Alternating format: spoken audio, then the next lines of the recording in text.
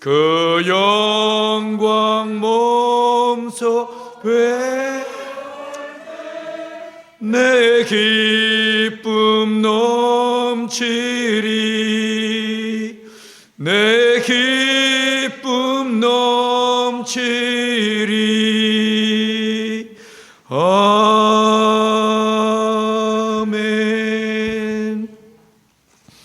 우리가 지난주까지 에베소서 말씀을 함께 묵상하고 또 이번 주부터는 민수기 말씀을 여러분과 함께 나누고 싶습니다.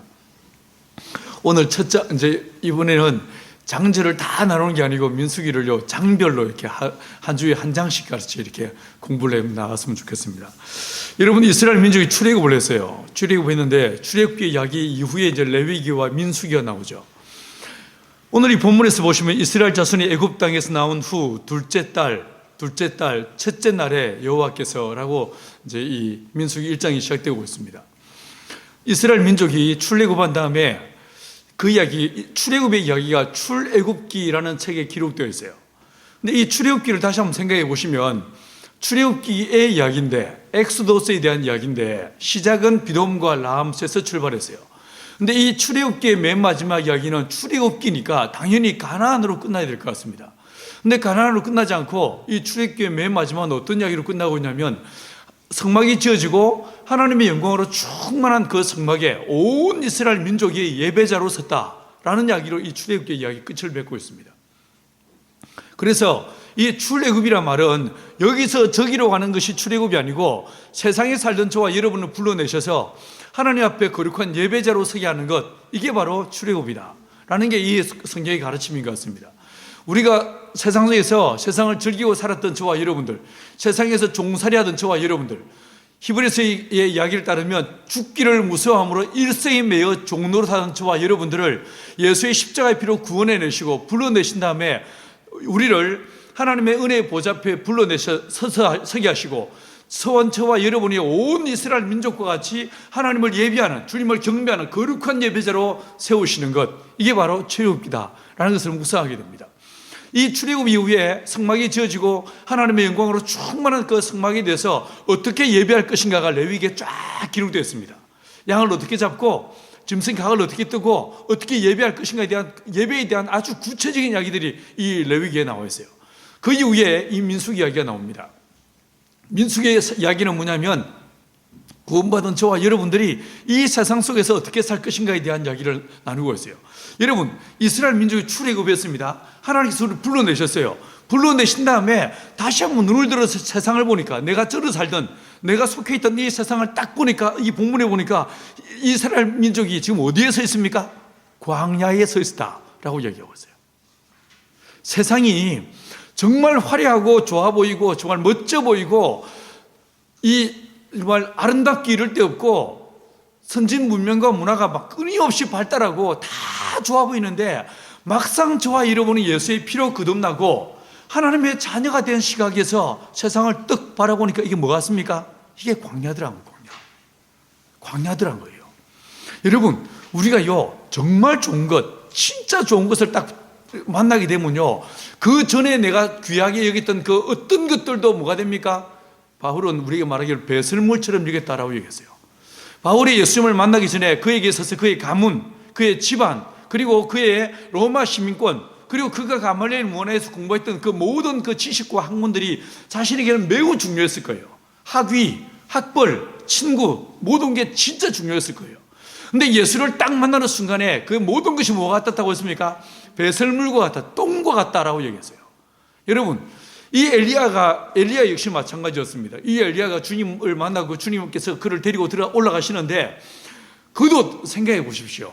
그 옷, 우리가 속옷이야 뭐 어떻게 아무렇게나 입을 수 있지만 사람들을 만날 때 가장 중요하게 보이는 것이 우리의 겉옷, 외투이지 않겠습니까? 지금요 우리가 외투가 집에 다들 두세 벌씩 있을 수가 있어요. 근데 옛날에 사람들 생각해 보십시오. 옷이 흔하지 않은 시대에 옷, 외투, 이 외투는 자기의 신분을 상징하고 자기에게 너무나 중요한 게 외투였을 거예요. 근데 이 엘리야가 주님의 딱 부르심을 받는 순간에 하늘로 들려 올라가는 그 순간에 그 겉옷이 어떻게 됩니까? 땅에 떨어지더란 거예요. 우리가 진짜 중요하게 생각하는 것들이 막상 내가 주님을 만나고 나면 이게 뭐가 같습니까? 땅에 떨어지는 엘리야의 겉옷과 같더라고요.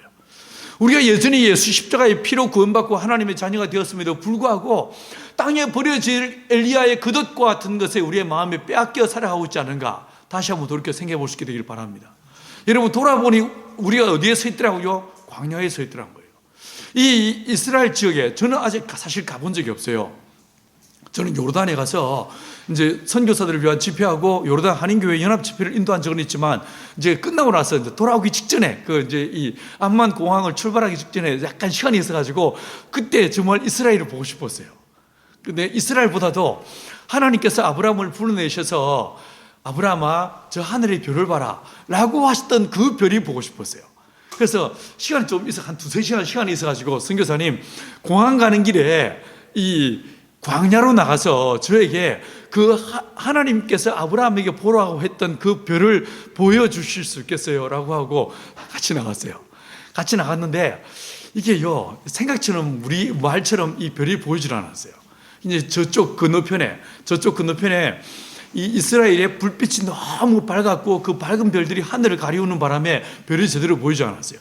좀 뭔데 아쉽고 좀 이렇게 그런 좀 씁쓸한 마음으로 돌아와 있었습니다. 그런데 이 광야, 이스라엘 민족이 살고 있던, 그리고 이스라엘 민족이 38년 9개월 동안 가게 될 이 광야는 어떤 곳인가? 이쪽은요, 11월부터 대략 3월 달에 우기에 해당한다고 합니다. 그때는 비가 내립니다. 그때는 풀이 좀 돋아서 푸른 기운을 볼 수 있어요.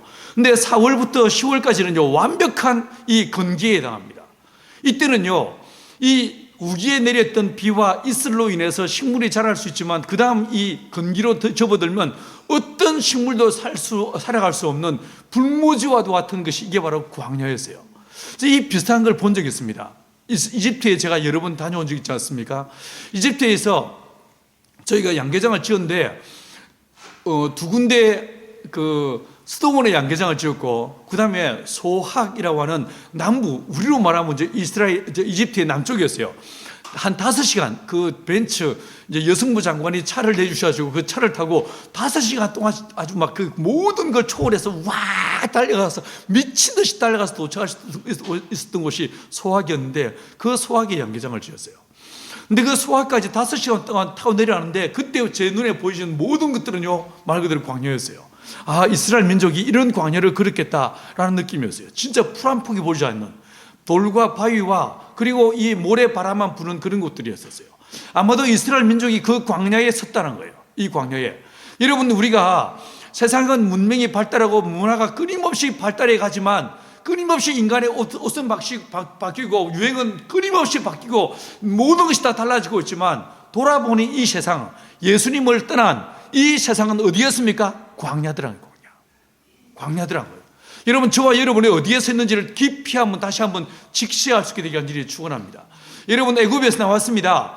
하나님께서 원하시는, 하나님께서 말씀하시는 그곳을 향해서 가야 됩니다. 근데 막상 내가 서 있는 곳을 보니까 내가 지금 어디에 있습니까? 광야에 있더란 거예요. 우리 광야에 서 있더란 거예요. 여러분, 이 광야는 물이 없습니다. 이 광야에서는요, 피할 곳이 없습니다.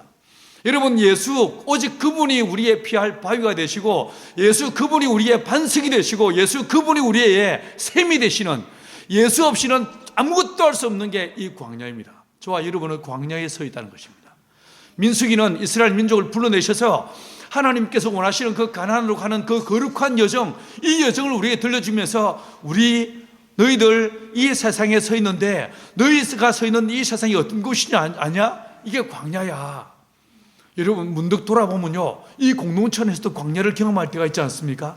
다들 한 몸이고 한 지체고 더불어 살고 함께 합력해서 선을 이룬다고 생각하는데 어느 한순간에요, 진짜 가슴이 서늘해지는 이런 말들, 표정들, 냉담한 반응들, 이런 거 볼 때가 있지 않습니까? 여러분, 여기 어디라고요? 이게 광야라는 거예요. 이건 공동체만이 아닙니다. 우리의 가정 안에서도 때로는 그런 느낌을 받을 때가 있지 않습니까, 강철아? 이게요, 진짜 가슴이 서늘해지는 이런 어려움과 아픔을 만날 때가 있어요. 여러분, 예수 없이는 아무것도 할 수 없는, 예수 그분이 진짜 우리의 반석이 되시고, 예수 그분이 우리의 샘이 되시고, 예수 그분이 우리의 그늘이 되시는, 예수 없이는 아무것도 할 수 없는 곳이 이게 우리가 서 있는 곳이란 거예요. 이 사실을 이 민수기는 딱 이야기해서 시작하고 있는 거예요. 여러분, 하나님께서 불러내셨던 아브라함과 이삭과 야곱을 생각해 보십시오. 여러분, 그들은 사실 족장들이었어요. 그리고 그들은 부유한 자들이었어요. 이삭은 성경에서 말하기를 이삭은요 그의 100배의 결실을 맺었다라고 성경은 이야기해 주고 있습니다. 그러지 않겠습니까? 사람들이요 누구나 다 안정을 추구하기 때문에 사람이 돈이 생기면 제일 먼저 뭐부터 하겠습니까? 럭셔리한 집을 지을 거예요. 안 그렇습니까? 근데 이 성경은 히브리서 11장은 우리에게 전해주기를 아브라함과 이삭과 야곱은 어디에 거했다고 했습니까? 장막에 거했다라고 얘기했어요. 장막이에요. 왜 이었습니까? 우리는 나그네의 사실을 잊지 않았다. 우리는 나그네다. 우리는 주님의 거룩한 본향, 그곳을 향해서 걸어가는 나그네에 불과한 게 내 인생이야. 이 사실을 아브라함은, 이삭은, 야곱은요 잊지 않더란 거예요. 그는 있었습니다. 돈이 있었습니다. 그런요 부하들도 있었습니다. 318명의 집에서 기르는 용사들도 있었습니다. 그러나 그렇지만 이 사람은 집을 짓지 않았어요.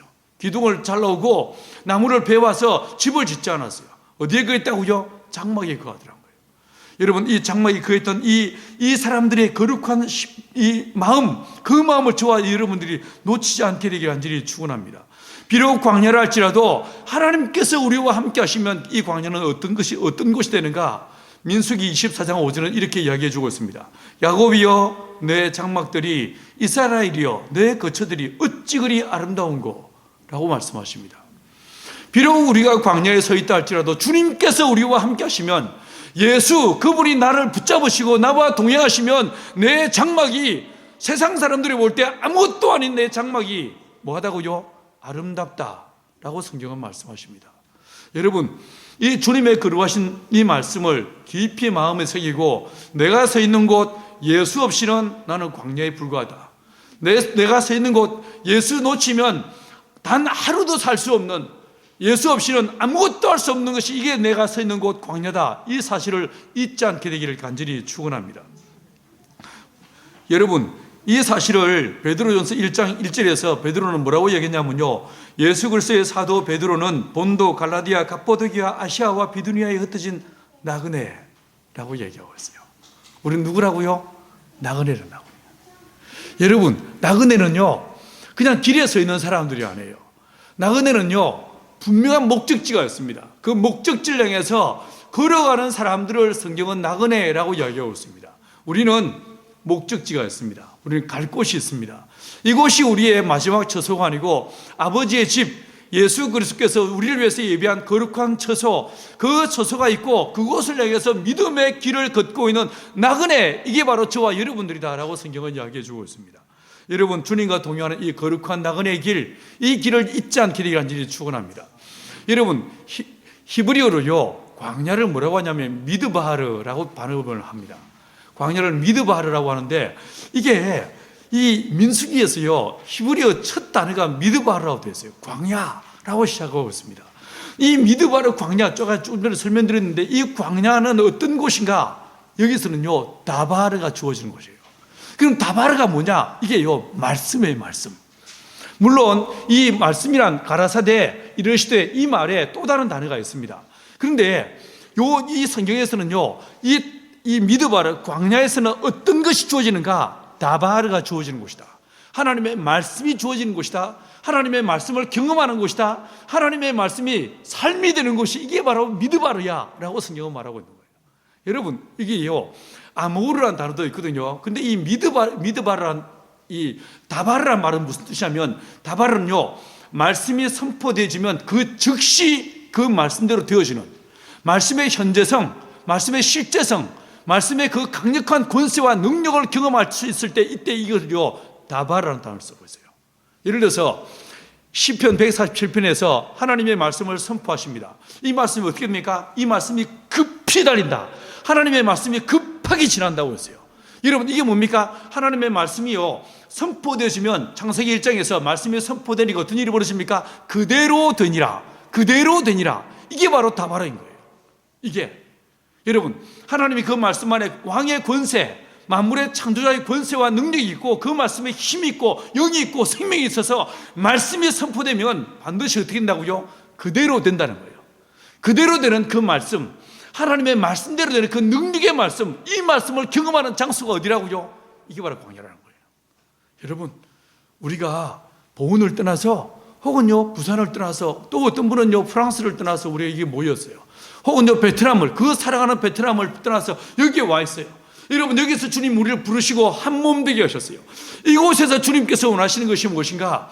하나님의 말씀, 그 다바르, 하나님의 그 능력 있는 말씀이 우리의 삶이 되어지고 말씀이 실현되어지는 것을 주님은 원하시는 거예요. 여러분, 이곳에서 우리의 꿈을 이루는 것이 아니라, 우리의 야망을 이루는 것이 아니라 하나님의 말씀을 성취하는 매일매일의 삶이 되어지기를 간절히 소망합니다. 하나님의 말씀을 경험하는 삶, 우리 예수님이 땅에 오셨을 때에 그분이 바로 그 다바르의 삶을 사셨습니다. 여러분, 우리 예수님께서 마태복음 4장에서요 주님께서 이제 광야 시험 이후에 주님께서 납달리와 스불론 땅으로 다니셨어요. 그때 그 주님께서 이 납달리와 스불론 땅을 갈릴리 지역을 다니시는데 그때 성경은 뭐라고 말하고 있습니까? 흑암에 앉은 자들에게 빛이 비추었고 라고 얘기했어요. 여러분, 다시 말해서 주님이 없는 세상, 주님이 가셔야 했던 세상, 주님이 오셔야 했던 세상, 이곳은 어떤 것이라고요? 흑암에 앉은 백성에 불과하더란 거예요. 이게 뭡니까? 이게 광야더란 거예요. 그 광야 속으로 예수님이 빛으로 찾아와 주시고 생명으로 찾아와 주시고 소망으로, 산소망으로 찾아와 주시더란 거예요. 이게 바로 복음서의 이야기인 것입니다. 여러분, 우리에게 찾아오시는 그 예수, 그 예수를 붙잡고 내가 서 있는 곳, 이곳은 광야에 불과하고 지금 내게 필요한 것은 말씀밖에 없어. 이 말씀을 붙잡고 말씀을 실현하는 삶. 우리 예수님이 이 땅에 오셨을 때에 자의로 말씀하지 않으시고 모든 순간, 매 순간마다 아버지께서 내게 이르시는 대로 한다라고 이야기하십니다. 그리고 뭐라고 하십니까? 이렇게 하신 것은 구약 이사야 예언의 말씀을 성취하려 합니다 라고 성경은 계속 반복적으로 이야기하고 있습니다. 예수님은 자기의 꿈을 이루기 위해서 오신 분이 아니었습니다. 인자가 온 것은 섬김을 받으려 함이 아니라 도리어 섬기라고 많은 사람의 대속물로 죽기 위해서 오셨습니다. 아버지의 뜻, 아버지의 말씀을 성취하는 것이 예수의 삶이었습니다. 그분이 머리신 우리 주 예수님이셨습니다. 그러면 그분을 머리로 하는 이 몸된 교회, 몸된 공동체는 우리의 삶의 가장 중요한 여정의 바로미터가 뭐겠습니까? 말씀대로 하는 거예요. 말씀을 성취하는 삶인 거예요. 이 공동체를 통해서 우리의 꿈이 아니라, 내 소망이 아니라 아버지의 말씀을 이루어드리는, 아버지의 말씀을 성취하는 이 삶이 되기를 간절히 축원합니다. 여러분, 우리 예수님은 말씀이 육신이 되신 분이었습니다. 그러므로 우리 그리스도인들은 말씀을 읽고 묵상하는 것으로 끝나지 않고 이 말씀을 온몸으로 살아내는 사람들이어야 됩니다. 이 말씀을 내 온몸으로, 내 온 존재로 이 말씀을 살아내면서 사람들이요, 나를 보면서, 우리를 보면서, 내 말이 아니라 내 삶을 보면서 사람들이 하나님의 말씀의 능력을 보고 하나님의 살아계심을 보게 하고 하나님의 말씀의 그 신실함을 보게 하는 것, 이게 바로 저와 여러분이 되어야 됩니다. 여러분, 주님께서는 이 거룩한 장소로 어디로 부르시더라고요? 광야로 불렀다. 내가 서 있는 곳이 광야임을 잊지 않고 여러분, 오직 주님과 동행하는 이 광야의 삶이 되기를 간절히 축원합니다. 주님께서 이 사람들을 불러내신 다음에 딱 제일 처음에 한 일이 무엇이었습니까? 계수하십니다. 자, 여러분 한번 2절 말씀을 같이 한번 읽어보십니다. 2절 시작. 너희는 이스라엘 자손의 모든 회중 각 남자의 수를 그들의 종족과 조상의 가문을 따라 그 명수대로 계수할지니. 저 온풍기를 껐다가 켰다 하시길래요. 자, 먼저요, 여러분, 제가 말씀드린 광야가 목적이 아니고 가나안을 향한 거룩한 나그네다라고 말씀을 드렸어요. 근데 이 광야에서 딱 출발하는데, 시내산에서 이제 모든 이 일을 끝내고 딱 출발하는데, 출발하기 직전에 한 일이 무엇이었습니까? 카운트했어요. 계수하십니다. 남자들을 다 20세상의 모든 남자들을 하나님께서 숫자를 헤아리라 라고 이야기하십니다. 자, 먼저요, 계수한다 하면요, 먼저 레위기 27장에서 보시면 주님께서 뭐라고 하냐면, 이스라엘 민족은 양치는 목축업에 종사하던 이 사람들이었지 않습니까? 이 사람들이요, 양이나 소를 카운트하는 방식이 있었어요. 막대기를 걸어놓고 이 막대기로 짐승들이 지나가게 합니다. 지나가게 하다가 10번째 짐승은 그게 좋든 싫든 이 10번째는 반드시 구별해서 어떻게 했습니까? 하나님께 11조로 드려야 했었어요. 드려야 했어요. 여러분, 막대기를 걸어놓고 그 막대기 아래로 지나가는 10번째 카운트에서 10번째는 반드시 이건 하나님의 거야 라고 드리는 것이었어요. 자, 애들아, 무슨 말인지 이해하니? 이스라엘 민족은요, 양이나 염소를요, 혹은 소를 때로 길렀어. 몇백 마리, 어떤 사람은 몇천 마리, 엄청 많이 길렀거든. 많이 길렀는데 해마다 이제 이 양이나 염소가 막 태어나지 않았겠어? 그럴 때 이게 1년에 한 번 하나님께서 양을 많이 낳게 했으면 어느 날 양들이 들판에서 풀 뜯고 있다가 딱 들어오는 길목에 좁은 이렇게 딱 기둥을 세워놓고 가운데 막대기를 걸어놓고 이 안으로 지나가게, 양을 지나가게 하는 거야. 지나가게 하다가 10번째 양은요, 이거 누구 거라고요? 하나님의 것이야 라고 구별하더란 거예요. 혜윤아, 무슨 말인지 이해했어? 이해하겠어? 이게 카운트하더란 거예요. 그런데 이스라엘 남자들을요, 모든 남자들은 뭐라고 했습니까? 계수하라 라고 했어요. 여러분, 이 계수라는 단어를 잘 생각해 보십시오. 하나님께서 계수하겠는데 이 계수가 어디 나오냐면요, 출애굽기 30장에 등장해요. 출애굽기 30장에서 무릇 계수 중에 드는 자마다 성소의 세겔로 반 세겔을 낼지니 한 세겔은 20게라라 그 반 세겔을 여호와께 드릴지며 라고 했습니다. 하나님께서 이 계수라는 단어를 쓰시는데 먼저 출애굽기 30장에서 온 이스라엘 민족을 딱 모아놓고 20세 이상 남자 레위인을 제외하고 모든 남자 계수해라 라고 했어요. 계수한 다음에 이 모든 남자, 그 계수의 숫자에 들어온 모든 남자들은 반드시 뭘 내게 합니까? 속전을 바치겠어요. 속전을 얼마 했습니까? 반세겔. 이 반세겔은요 11.36g의 은이었어요. 그래서 이거를 이제 이 신약 성경의 가치로 따지면 이게 얼마 되냐면 4데나리온이에요. 4데나리온. 1데나리온은 하루 품삯이었거든요. 자, 우리 여러분들 혹시 이제 일당 받고 일해본 적 있습니까? 일당 받고 일해봤어요? 하루 일당 요즘 대략 이제 받게 나가면 얼마 받겠습니까? 이번에 이제 예천에서 일하고 있는데 풍산 거기 사택 짓는 사장님이 목사님 진짜 일 잘하시네요. 우리 혹시 일 있을 때 와서 난리 좀 끼워주시겠습니까? 라고 얘기해요. 난리로 와서 일해달라고. 내가 속으로 이제 말을 입으로 뱉지 않았지만 얼마 줄래요? 이 말이 입에서 튀어나올 뻔했어요. 여러분, 요즘 이 건축업자들이 얼마 받는 것 같습니까? 대략 한 20만 원? 이제 저 정도 되는 목수 되면 한 25만 원에서 한 27만 원이 받을 거예요. 자, 이걸요 10만 원을 쉽게 계산해 보십시다. 자, 4데나리온 이게요 반세겔이었어요. 자, 얼마입니까? 40만 원인 거예요. 적은 돈이 아니죠. 꽤 큰 돈이었습니다. 이 돈을 1년에 한 번씩 반드시 모든 남자들은 20세 이상 계수된 남자들 다 이 돈을 바치게 만들었어요. 그 돈으로 뭐 하는가? 이 돈으로 성전을 보수하는 데 썼어요. 성전을 세우고 보수하는 일에 쓰는 거예요. 자, 여러분, 계수 하면 또 하나 떠오르지 않습니까? 어느 날 다윗이요 자기가 왕이 되고 난 다음에 뭐였냐면 백성들을 계수했습니다. 맞죠? 이 모습 보고 하나님이 정말 진노하셔가지고 어떻게 했습니까? 하나님이 큰 징벌을 온 이스라엘에 내려버리셨습니다. 여러분, 왜 이 다윗이 왕인데 왕으로서 여러분 인구조사할 수 있는 거 아니겠습니까? 그런데 왜 하나님이 이걸요 못하게 하고 이걸요 부정하게 여기시고 이에 대해서 하나님이 벌을 내리셨을까요? 이유가 있습니다. 이스라엘 남자들은 반드시 계수할 때는 뭐가 들으셔야 됩니까? 속전이 들으셔야 돼요.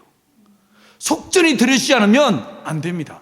이스라엘 민족은 보십시오. 출애굽하기 직전에 여러분 양이 죽습니다. 1년대 순양이나 염소가 죽고 출애굽기 12장 5절에서 양이나 염소 중에서 1년대 수컷, 이 수컷을 잡아서 그 피를 문설주와 임방에 바르라고 했어요.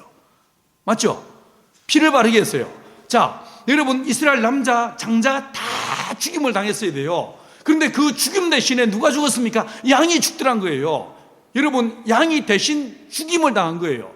죽임을 당한 것처럼 너희들은 그 핏값으로 내가 너희를 샀어. 이게 바로 반세겔의 의미였어요. 너희들은 죽어마땅한 자였는데, 너희들은 세상에서 죽어마땅한 죄인이었는데 내가 그 반세겔, 그 핏값으로, 어린 양의 핏값으로 내가 너희를 산 거야, 이 말씀이었어요.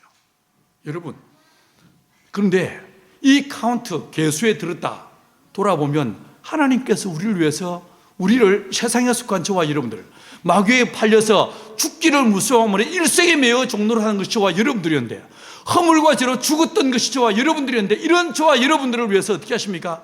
하나님이 그 아들 예수를 보내시고 예수의 십자가의 핏값으로 우리를 뭐 하십니까?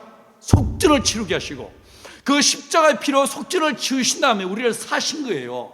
우리를 사신 거예요. 그래서 디모데전서 2장 6절에서 예수님의 그 피값을요 속전이라고 말씀하고 계신 거예요. 대속의 속전이라고 말씀하시는 거예요. 여러분, 하나님께서 이스라엘 민족을 카운트하십니다. 구원해 내셔서 예수의 십자가의 피로 구원받은 자, 예수의 피값으로 산 자, 이게 바로 너희들이야 라고 말씀하신 거예요. 그러므로 이 광야에서는 순간에 내 인생은 내게 아닌 거예요. 내 끝이 아닌 거예요. 내 인생의 주인이 누구예요? 하나님이시란 거예요. 예수의 피값으로 하나님이 나를 샀어. 내 시간도 내 물질도 어느 것도 내 것이 아니야. 예수 그분이 내 주인이셔.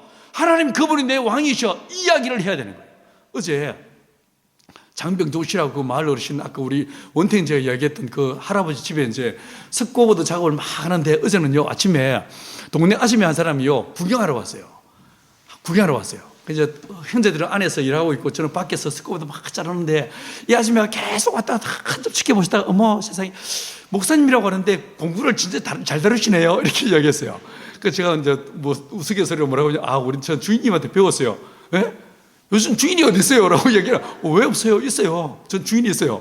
우리 주인님이요 진짜 대단한 목수예요. 그분이요 백두산도 만드시고 한라산도 만드시고 설악산도 만드셨어요. 그분이 진짜 뼈가 목수예요 라고 얘기하니까, 어머 그런 분이 어디 있어요? 라고 하는데, 그분 예수님이에요. 들어보셨어요? 라고 이야기 시작했습니다.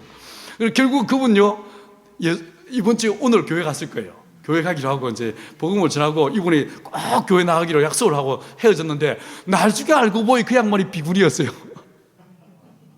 비구니. 스님이었어요, 스님. 여러분, 우리는요, 내 인생이 내 것이 아닙니다. 내 인생은 나의 것이라고 세상 사람도 두드려댈 줄 몰라도요, 여러분, 이 광야에 서는 순간에 저와 여러분은 주인이 있어요. 예수 그분이 우리의 주인이에요. 내 시간, 내 물질, 내 의사, 내 결정권, 모든 것이 누구한테 있다고요? 예수 그분께 있다는 거예요. 그분이 피값으로 나를 사셔서 내 시간, 내 물질을 내 마음대로 하는 것이 아니고 그분의 인도하심을 따라 그분이 원하시는 길로 나가는 거예요. 이게 바로 광야인 거예요. 그래서 나중에 33장 가서 묵상하겠지만, 이스라엘 민족 장막을 옮기는데 그 언제도요, 그 어느 때도요 자기 마음대로 집을 옮긴 적이 없었어요. 주님이 가라면 가고 서라면 서는 이 거룩한 연단과 훈련의 시간이 광야였습니다. 여러분, 이 광야에서 내 인생, 내 시간, 내 물질 이따위 소리를 내려놓을 수 있는 거룩한 공부의 시간이 이 민수기 공부의 시간이 되기를 간절히 소망합니다.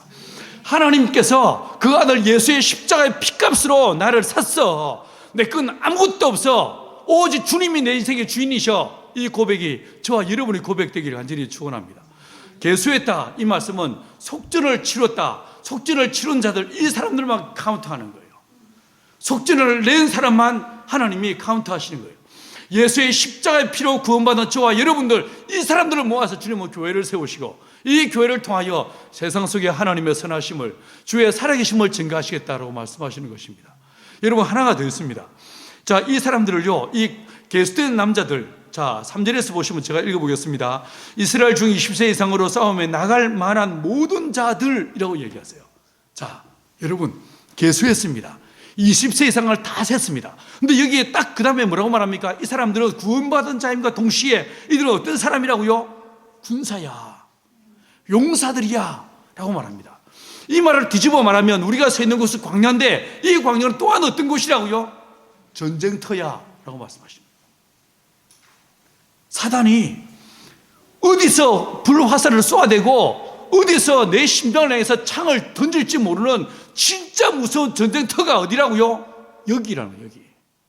여기라는 거예요. 여러분의 집, 이 공동체, 우리의 삶에 사는 모든 이 시간과 공간, 모든 것이요 어디라고요? 전쟁터다라고 말씀하시고 있어요. 전쟁터다. 넌 지금 출애굽에서 구원받아서 너 광야에 와 있다고 애굽 사람들이 보이지 않는다고 좋아할 거 없어. 지금 어디에 있다고요? 우리는 전쟁터에 있어 라고 말씀하시는 거예요. 여러분, 우리는 에베소서 6장 말씀을 통해서 이 전쟁터에 서 있는데, 이 사단은 혈과 육에 대한 싸움을 벌이지 않는 이 사단은요, 영적 전쟁에 매우 중요한 몇 가지 원칙을 말씀드렸어요. 영적 전쟁은 혈과 육에 대한 싸움이 아니다. 사단은 우리의 생각을, 그리고 우리의 마음속에 끊임없이 말을 집어넣어가지고 생각과 말을 통하여 우리의 마음이 흔들리게 만들고 하나님의 말씀을 붙잡지 않고 세상의 소리, 세상의 말을 따라 살도록 끊임없이 우리를 유혹한다. 이게 영적 전쟁이다 라고 설명을 드렸습니다. 여러분, 세상의 소리가 아니라 하나님의 말씀을 붙잡는 저와 여러분 되기를 축원합니다. 여러분, 여러분에게 직접 말씀이 들리지 않습니까? 그러면요, 말씀 받은 사람, 그 사람 따라가면 되는 거예요. 그 사람과 함께 가면 되는 거예요.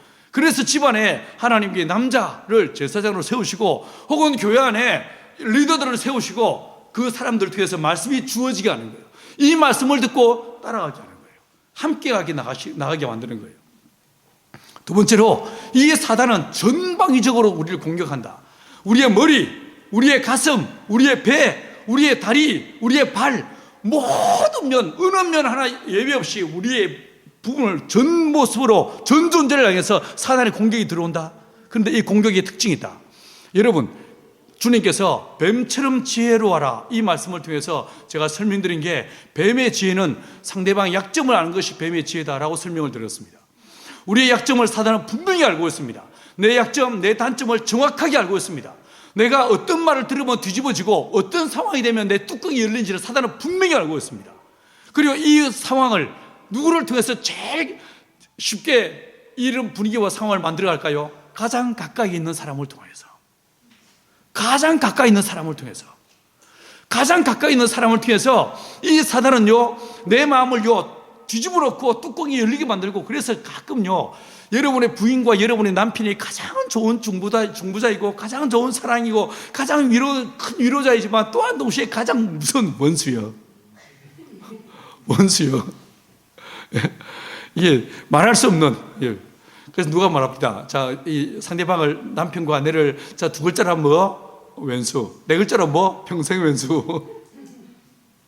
예, 그런 거예요. 가장 가까이 있는 사람을 통해서. 더군다나 우리 공동체를 살다 보니까 이 공동체 안에서의 여러 많은 긴장과 갈등을 통해서 사람을 통해서 사람의 말, 표정으로 우리의 마음을 끊임없이 격동시키는 거예요. 그래서 주님의 말씀에 집중하지 못하게, 하나님 주신 거룩한 사명에 집중하지 못하게, 하나님 주신 평화를 잃어버리게, 쏟아버리게 끊임없이 사단은요, 우리를 공격한다는 거예요. 여러분, 베드로는 우리에게 말하기를 깨어있으라, 근신하이라, 너희 대적마귀가 우는 사자같이 두루 다니며 삼킬 자를 찾는다라고 이야기하고 있습니다. 여러분, 이 마귀의 무서운 공격 앞에서 믿음으로서는 내가 서 있는 곳이 광야, 근데 이 광야가 주님의 예수 없이는 살아갈 수 없는 것이고, 이 광야는 세상을 떠나서 예수의 십자가 피로 구원받고 예수 그분이 주인 되는 것이 광야고, 그리고 그러므로 이 광야는 영적 전쟁터다, 이 사실을 잊지 않고 늘 깨어 근신하여 주님 앞서가시는, 우리 앞서가시는 그 주님만 바라보고 주님만 따라가고 주님만 바라보는 저와 여러분 되시기를 간절히 축원합니다. 기도하시겠습니다. 사랑하는 주 예수님, 오늘 저희들에게 민수기 1장의 말씀으로 내가 서